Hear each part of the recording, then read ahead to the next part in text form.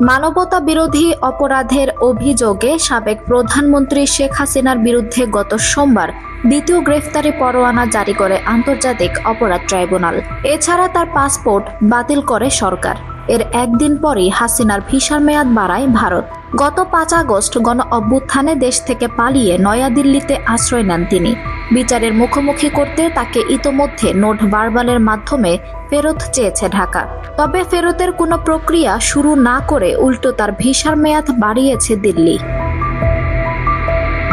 ভারতের সরকারি একটি সূত্র বৃহস্পতিবার 9 জানুয়ারি সংবাদ মাধ্যম নিউজ 18কে জানিয়েছে, হাসিনা যেন দীর্ঘদিন ভারতে থাকতে পারেন সেজন্য তার ভিসার মেয়াদ বৃদ্ধি করেছে কেন্দ্রীয় সরকার।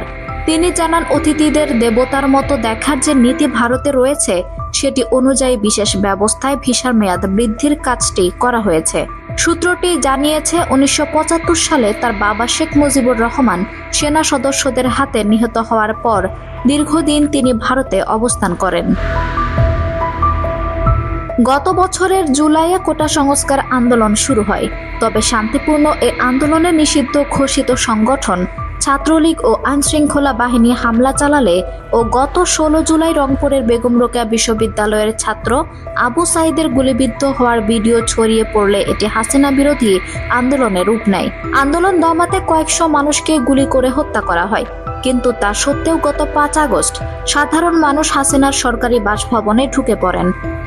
জনরোষ থেকে বাঁচতে ওই দিন পালিয়ে দিল্লি চলে যান শেখ হাসিনা। ভারত তাকে অতিথির সম্মান দিলেও বাংলাদেশের মানুষ চায় তাকে ফিরিয়ে এনে যেন বিচার করা হয়। আঞ্জুম হক আরবি, আমার সংবাদ।